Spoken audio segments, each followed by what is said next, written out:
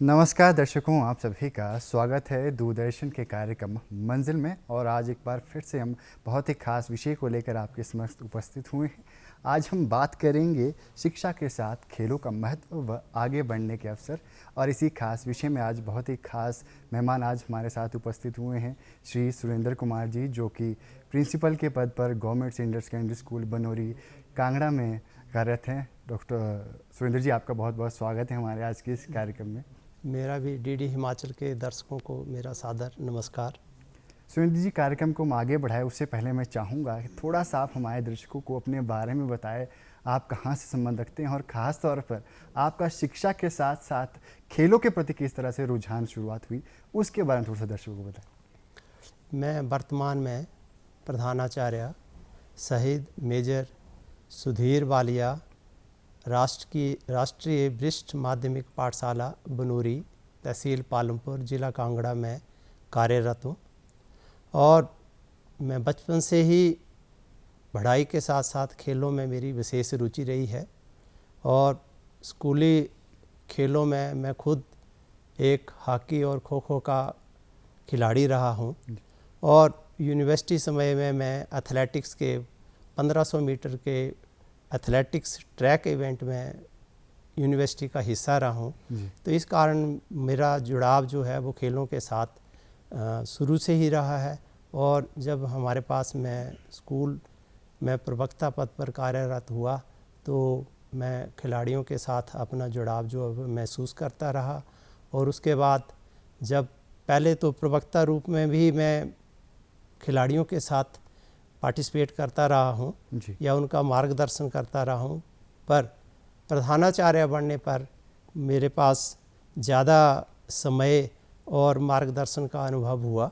तो मैंने अपने जो हमारे शारीरिक शिक्षा के अध्यापक या प्रवक्ता हमारे स्कूलों में कार्यरत हैं, उनको भी मैंने प्रोत्साहित किया ताकि हमारे पास हमारे जो छात्र हैं वो अच्छे खिलाड़ी बन सकें और आगे जो है उनकी संभावनाएं भी एक कैरियर के रूप में बनी रहें, उनका मार्गदर्शन करते रहें ताकि हम हिमाचल को भी आगे ले जा सकें खेलों के रूप में। ऐसा मेरा मानना है। जी, तो कहीं ना कहीं आप भी स्पोर्ट्स से काफ़ी लंबे समय से जुड़े हैं, तभी आपका प्रयास रहा है कि जो भी आपके स्कूल में बच्चे और छात्र पढ़ते हैं वो भी स्पोर्ट्स के प्रति थोड़ा रुझान्वित रहें।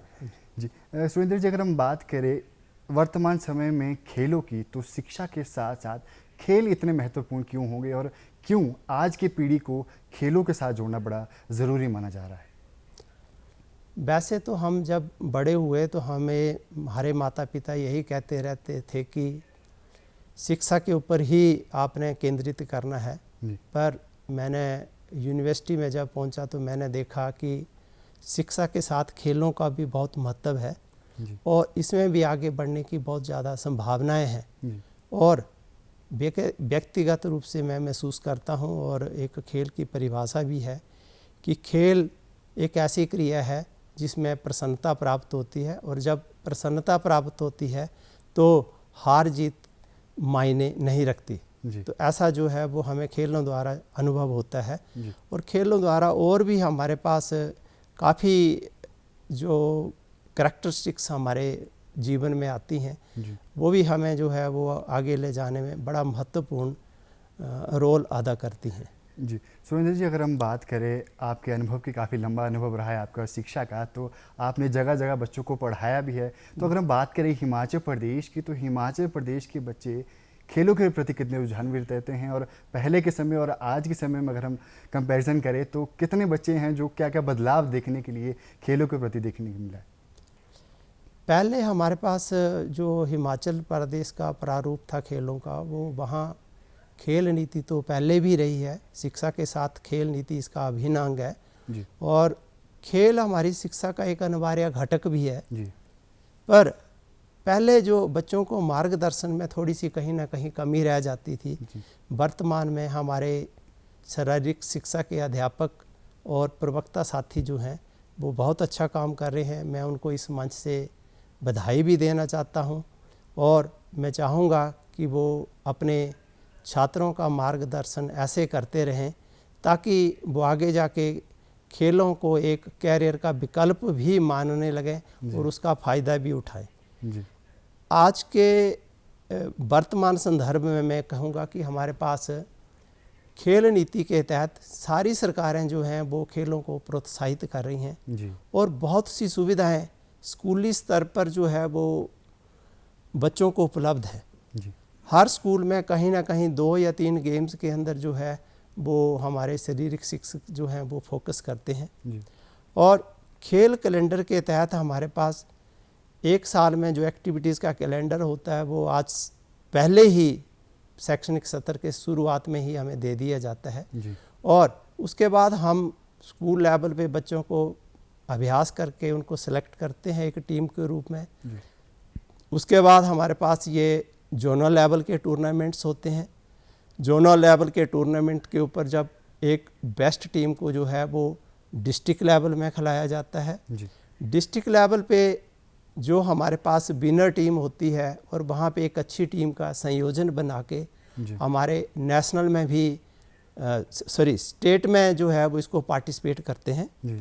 और फिर आगे जो है वो स्टेट की टीम का संयोजन जो है वो राष्ट्रीय नेशनल गेम्स के लिए स्कूली शिक्षा जो है वो राष्ट्रीय खेलों का आयोजन भी होता है। जी। लास्ट जो ईयर है वहाँ पे हमारे पास एथलेटिक्स की राष्ट्रीय खेलों का आयोजन झारखंड के रांची में हुआ। उसमें हमारे स्कूल के बच्चों ने भी वहाँ पे पार्टिसिपेट किया था। तो मुझे एक बहुत अच्छा लगा और गर्व भी महसूस हुआ कि हमारे बच्चे जो राष्ट्र स्तर पर खेल रहे हैं। तो एक तो उनका जो है वो हमारे पास एक्सपोजर ज़्यादा हो जाता है और उनको वहाँ पे नेशनल में पार्टिसिपेट करने के कारण उनको खेल नियमों के अंतर्गत जो हमारे पास खेल के कॉलेज में यूनिवर्सिटी में स्पोर्ट्स कोटा के तहत एडमिशन में भी एक सुविधा रहती है। जी। तो कहीं ना कहीं सरकार का भी काफ़ी ज़्यादा अधिक जो प्रयास देखने के लिए मिल रहा है। सुरेंद्र जी, अगर हम बात करें खेलों को भागों में, कितने भागों में अगर स्कूल लेवल पे अगर विभाजित किया गया है उसके बारे में थोड़ा सा दर्शकों को बताएं, और किस तरह से हमारे जो स्कूल के बच्चे हैं स्कूल लेवल से अंतर्राष्ट्रीय लेवल तक का जो सफ़र तय कर सकते हैं और क्या क्या जो उसके स्टेज और लेवल रहते हैं उसके बारे में थोड़ा सा दर्शकों को बताएं। वर्तमान में जो हमारे स्कूल कैलेंडर है उसके तहत हम खेलों को मोटे तौर पर 3 भागों में विभाजित कर सकते हैं। जी। जिसमें जो टूर्नामेंट्स हैं इनकी तिथियां भी अलग अलग निर्धारित करते हैं। जी। एक हमारे पास फर्स्ट है मेजर गेम्स, जिसमें हॉकी, फुटबॉल और हमारे पास ऐसी जो मेन गेम्स हैं वो वहाँ पे पार्टिसिपेट करते हैं। हैंडबॉल भी उसमें आता है जिसमें एक बड़े मैदान की ज़रूरत होती है। तो सभी स्कूलों में ऐसे बड़े मैदान जो हैं वो उपलब्ध नहीं है। तो कुछ एक स्कूलों में ही इसका जो मेजर गेम्स है इसका आयोजन होता है और उसमें बच्चे जो हैं वो आगे बढ़ते हैं।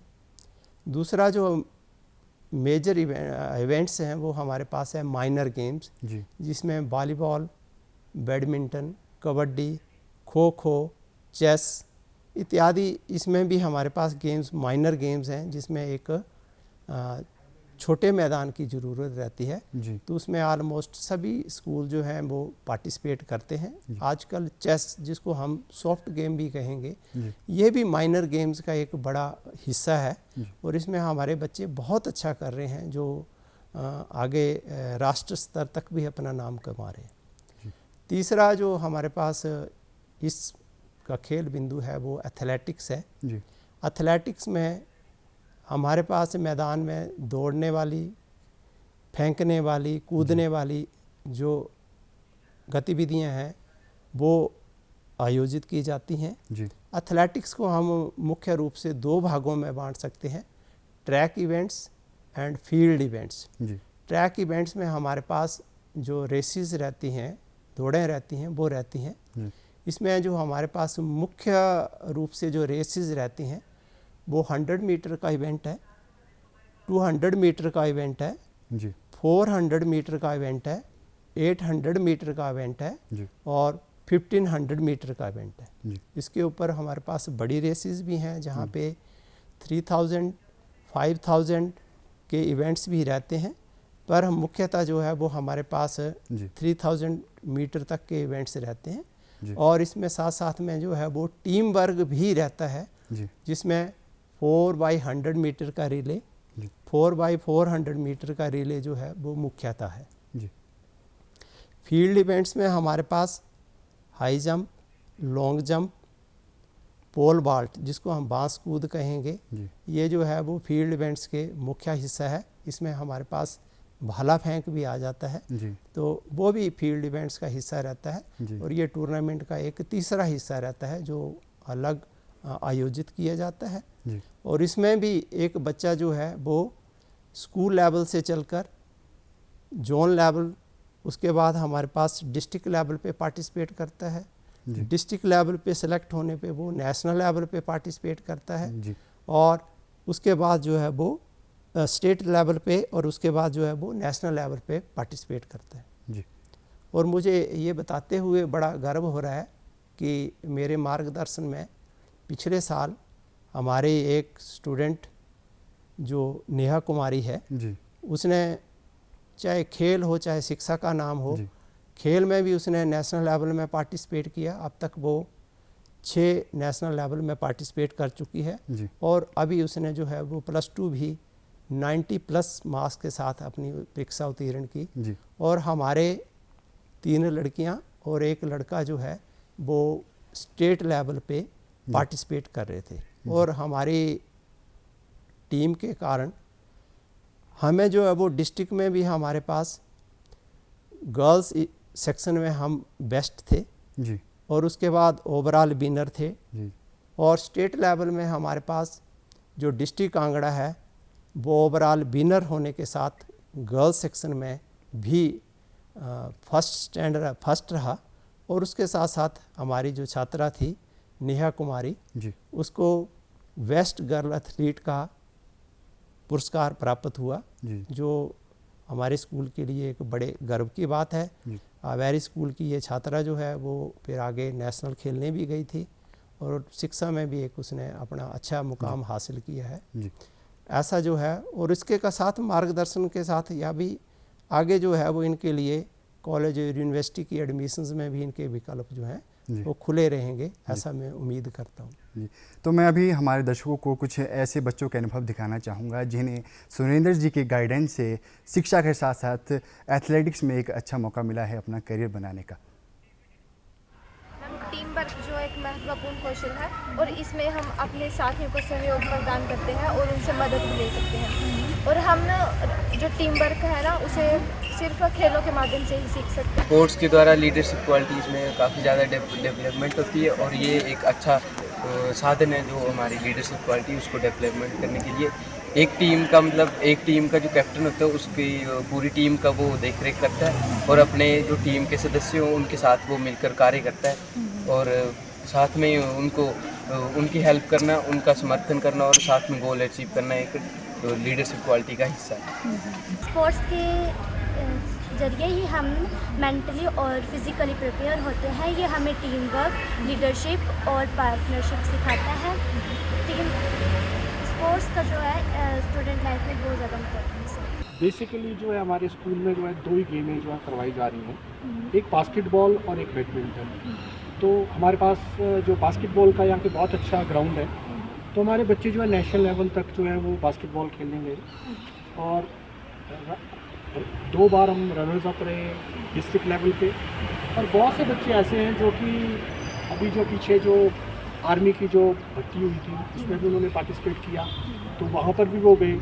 और उसके बाद जो पुलिस की जो अभी जो चल रही हुई है उसमें भी वो क्वालिफाई कर गए हैं। और कई बच्चे जो है वो नेशनल लेवल तक पहुँचने के बाद जो है वो अच्छी जगह पर जो है वो पहुँचे। तो कहीं ना कहीं हमने देखा कि किस तरह से स्कूल और टीचरों का किस तरह के जो किरदार बच्चों के जीवन में शिक्षा के साथ साथ खेलों के साथ रुझान्वित करने में बड़ा अहम किरदार रहता है। सुरेंद्र जी, अगर हम बात करें स्कूल और टीचर की, तो स्कूल और टीचर का किस तरह का रोल रहना चाहिए ताकि जो स्कूल के बच्चे शिक्षा के साथ साथ खेलों के प्रति भी रुझान्वित रहें?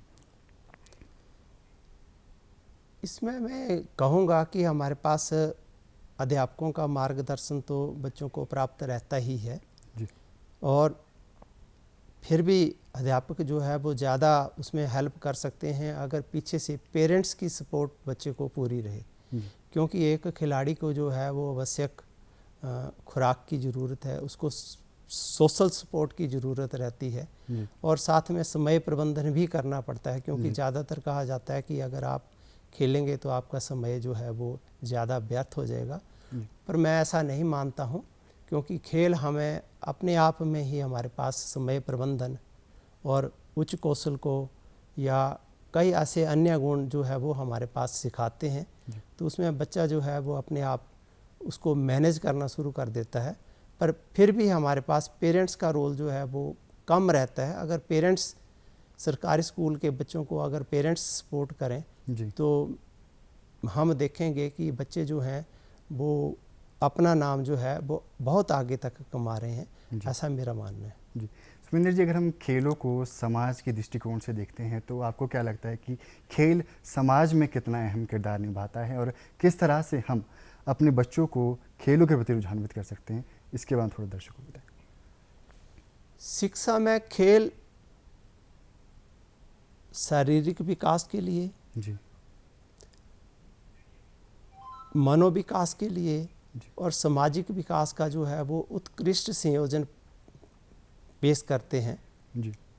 इसके कारण जो है बच्चा है वो अपने आप को बहुत अच्छे से प्रस्तुत कर पाता है और ख़ासकर हमारे पास जैसे आंतरिक गतिविधियों के ऊपर जो है वो लगाम भी लगती है। जैसे आजकल बच्चे मोबाइल फ़ोन के ऊपर या घर के अंदर और गतिविधियों में ज़्यादा लिप्त रहते हैं, जी। तो उससे हटके बाहरी गतिविधियों के ऊपर फोकस करके हमारे पास उसमें कई अच्छे गुण जो हैं वो पैदा होते हैं, जो उसके आगे चल के आगे वाले जीवन का सामना करने के लिए या जीवन की चुनौतियों को सामना करने के लिए हमें बहुत फ़ायदेमंद रहेंगे, ऐसा मेरा मानना है। जी सुरेंद्र जी, अक्सर बच्चों की एक और जो सबसे बड़ी समस्या ये रहती है कि वो शिक्षा के साथ साथ खेलों को मैनेज नहीं कर पाते, दोनों को एक साथ ले जाने में उनको बड़ी दिक्कतें आती हैं। तो आपके अनुभव से किस तरह से जो स्कूल के बच्चे हैं खेलों के साथ साथ शिक्षा को भी ताकि साथ लेके चले, ताकि उनकी शिक्षा भी अच्छी चली रही और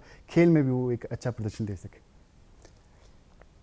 शिक्षा के साथ खेल को मैनेज करने के लिए हमें कुछ व्यक्तिगत प्रयास करने ही पड़ेंगे। जी। एक तो हमारे पास शारीरिक शिक्षक जो हैं वो थोड़ा स्कूल समय से हटकर जो है वो बच्चों को प्रदान करें तो वो बहुत अच्छी बात रहेगी। जी। क्योंकि तभी जो है वो बच्चा जो है वो खेल को भी पूरा समय दे पाएगा। जी।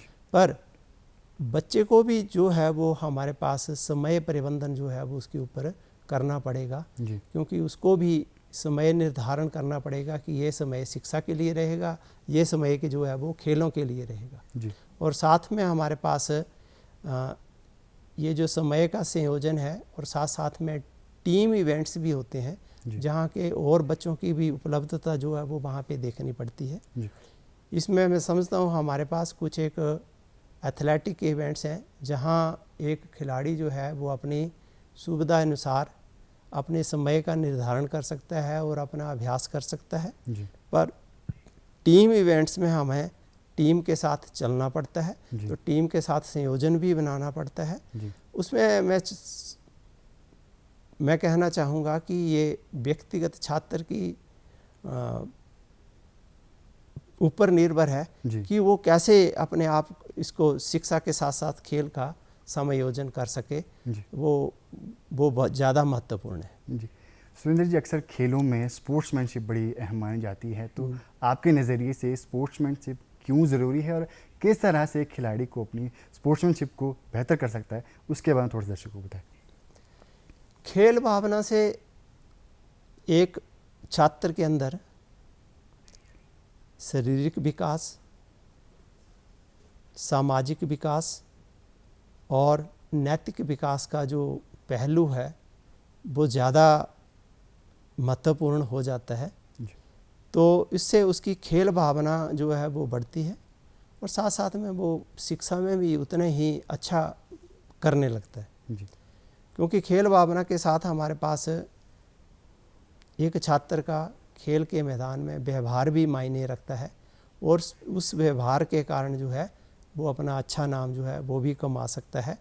ये खेल भावना का एक बड़ा मुख्य पहलू है और इसमें हमारे पास स्पोर्ट्समैन स्पिरिट हम इसको बोलते हैं। जी। स्पोर्ट्समैन स्पिरिट जो है वो भी एक अपने आप में बहुत महत्वपूर्ण बात है। और इसके साथ साथ जो है वो समय प्रबंधन रहता है, ठीक है, और टीम इवेंट्स साथ में कैसे वो सहयोग करता है, जी। कैसे दूसरे प्लेयर की सहानुभूति लेता है, या किसी दूसरे का सहयोग कैसे करता है या सहयोग कैसे लेता है। ऐसे जो गुण हैं वो एक छात्र के अंदर खेलों के माध्यम से आते हैं और सामाजिक संपर्क जो हैं वो एक प्लेयर के ज़्यादा बढ़ जाते हैं। जी। सुरेंद्र जी, अगर हम बात करें करियर अपॉर्चुनिटीज़ की, क्योंकि आज के हमारे चर्चा के विषय में भी कि आगे चलकर किस तरह से खेल के क्षेत्र में अच्छा भविष्य बना सकते हैं, तो खेलों में करियर अपॉर्चुनिटीज़ की बात की जाए तो किस किस तरह की जो करियर अपॉर्चुनिटीज़ खेलों के क्षेत्र में देखने के लिए मिल सकती है? आजकल खेल जो हैं वो शौक के नहीं रह गए हैं। जी। खेलों के कारण हमारे पास कैरियर में कई तरह के विकल्प जो हैं वो उपलब्ध हैं। या ऐसा कहें कि खेल में आप पैसे के साथ साथ नाम भी कमा सकते हैं। जी। और अभी आप देख रहे हैं कि अभी अभी हमारे पास आईपीएल का टूर्नामेंट हुआ, तो इसमें खिलाड़ियों को लाखों और करोड़ों की राशि जो है वो वहाँ पे पुरस्कार के रूप में या उनकी उपलब्धता के अनुसार जो है वो दी जाती थी। और आजकल हमारे पास जैसे हॉकी है, कबड्डी है, जी। बैडमिंटन है, इनमें भी हमारे पास लीग का गठन होने शुरू हो गया है। जी। तो लीग में खेलने के कारण एक खिलाड़ी को पैसा और रोज़गार के विकल्प भी वहाँ पे उपलब्ध रहते हैं। जी। और पर मैं ये कहना चाहूँगा कि आजकल खेल जो है वो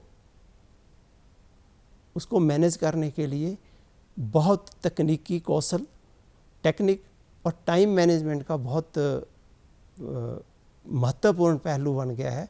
जो एक छात्र शिक्षा के साथ अपने स्वास्थ्य को, अपने टाइम मैनेजमेंट को या अपनी टेक्निक को खेल के साथ, जिस खेल के साथ वो संबंधित है उसके साथ साथ मैनेज कर ले, तो वो खिलाड़ी आगे चलकर बहुत नाम भी कमा रहा है और साथ साथ में हमारे पास उसको पैसे की भी कोई कमी नहीं रही है। रोज़गार की अनंत संभावनाएं हैं। गवर्नमेंट जो हमारे पास सरकारी स्तर पर प्लेयर्स को, खेलों को 4% कोटा के तहत जो है वो सरकारी नौकरियां उपलब्ध हैं। और बड़ी बड़ी कंपनियों में भी हमारे पास आजकल अपनी टीम के गठन करना शुरू कर दिए हैं। तो वहाँ पे भी खेलने का मौका जो है वो उनको वहाँ पे रहता है। और खेलने के बाद एक समय के बाद उनको वहाँ पे अंपायर के रूप में, रेफरी के रूप में या मार्गदर्शन के लिए कोच के रूप में बड़े ज़्यादा मौके जो हैं वो बाद के लाइफ में भी तो अवेलेबल कहीं ना कहीं बहुत सी जो करियर अपॉर्चुनिटीज़ देखने के लिए मिल सकती है आगे चलकर। अगर हम कार्यक्रम के अंतिम पड़ाव में आ चुके हैं और 2 शब्दों में अगर आप हमारे दर्शकों को संदेश देना चाहेंगे ताकि जो खेलों के साथ साथ जो हमारे स्कूल के छात्र हैं वो शिक्षा के साथ भी जुड़े रहें, तो उसके बारे में क्या संदेश देना चाहेंगे? मुझे मॉडर्न ओलंपिक के प्रणेता पियरे डी कुबर्टन के शब्द बहुत अच्छे लगते हैं। जी। Play the game and play it well. जी। खेल को खेल भावना से ही खेला जाना चाहिए। जी। और किसी भी छात्र के विकास के लिए खेल से 3 गुणों का संयोजन अगर वो कर ले तो आप अपने जीवन को सफल बना सकते हैं, जिसमें पहला है टाइम मैनेजमेंट, समय प्रबंधन, दूसरा है क्वालिटी स्किल, गुणवत्तापूर्ण कौशल, तीसरा है गेम रूल्स, खेल के नियम और नैतिकता। अगर ये 3 नियम हम अपने जीवन में अपनाएंगे तो हम जरूर अपने जीवन में सफल रहेंगे, ऐसा मैं मानता हूँ। धन्यवाद जी। तो दर्शकों, आज हमने मुलाकात की सुरेंद्र कुमार जी से, जिनसे जाना कि आखिर किस तरह से हम शिक्षा के साथ साथ खेलों के तालमेल से एक उज्जवल और उचित अपना बेहतर जो भविष्य बना सकते हैं। तो दर्शकों, अब वक्त हो चुका है आपसे विदा लेने का। फिर मुलाकात होगी एक नए विषय के साथ। तब तक के लिए जय हिंद, जय हिमाचल।